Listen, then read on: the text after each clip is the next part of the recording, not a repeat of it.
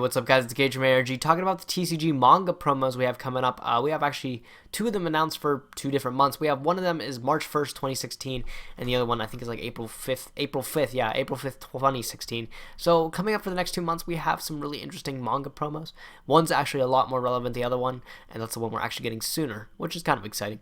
So I'm going to actually briefly go over both of them, just kind of talk about what we can expect to see when they come to the TCG in their respective times. So let's get into the first one, and the better one, as it will be.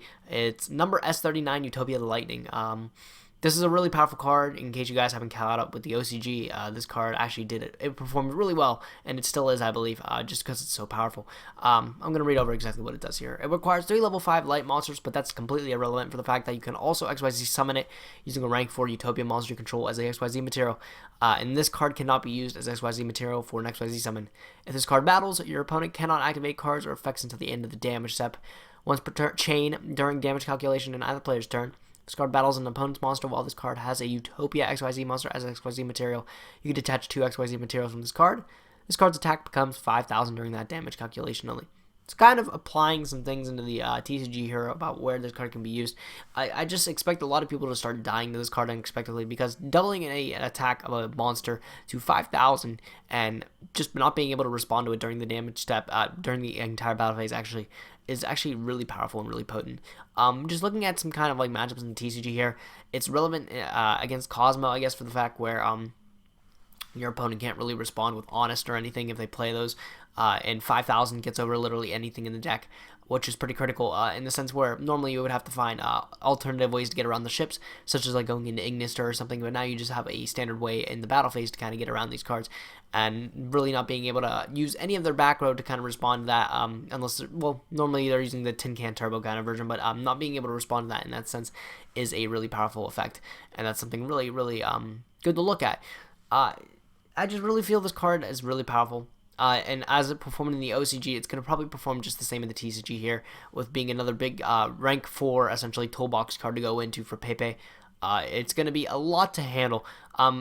Probably a staple in most rank 4 decks that can make it, honestly, because it's just that powerful. Again, it's a 5,000 Armades, standard rank 4. It's that good.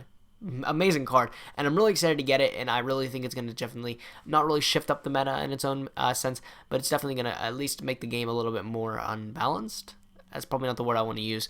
I definitely think it's going to be able to either help or hurt the game in some sense. It will cause an impact, is what I'm trying to say. So, Utopia Lightning, really exciting that we're getting it. Rest in peace, England and everything. Sorry, guys.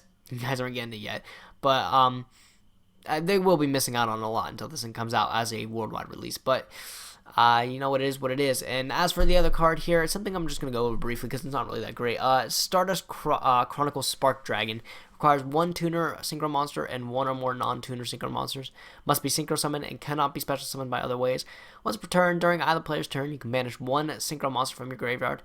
This card is unaffected by other card effects for the rest of the turn.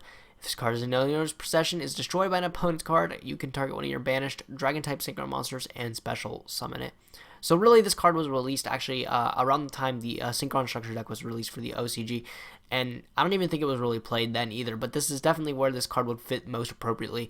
Since you're synchro climbing a lot and the different things, you're going to have an excess of just synchro monsters chilling in your graveyard, so you can use it with the banish effect here, being able to banish them from the game, and then make it unaffected by other card effects for their turn, which therefore also in turn would be if you banish any dragon-type synchro monsters like a Stardust Dragon, or Red Dragon, Archfiend, or anything, you can grab them back with this when it dies.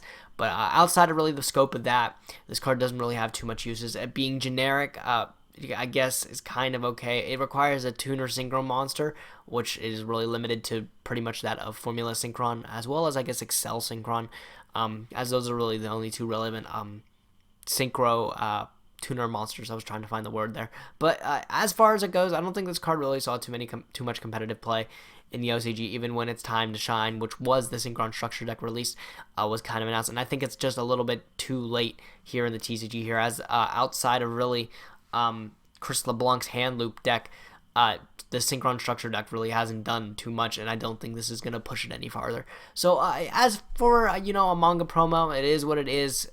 We can expect something from the anime to always show up like that, or something anime you like. So having two kind of big character cards come out is pretty interesting. One, of course, being actually really amazing, and the other just kind of being, there. It is what it is. But let me know what you guys think of these TCG manga promos. What do you guys think Lightning will do in the TCG here? Do you think it'll do a lot, or do you think it's also kind of sitting in the same boat as this fella here, Stardust Chronicle, or do you think it's just kind of past its prime here? I highly doubt it, considering this card is so good in the OCG, and it's going to be so good here in the TCG. But let me know what you guys think. If you guys want to buy or sell product, if you want to attend Hell events, and if you want to read articles from the top players, AlterRealityGames.com is your place to go check out. Sure, like our Facebook fan page and subscribe to our Twitch stream if you haven't already. But as always, I thank you guys for watching. Be sure to like, comment, and subscribe. I'll catch you guys next time. Gage from ARG, signing out.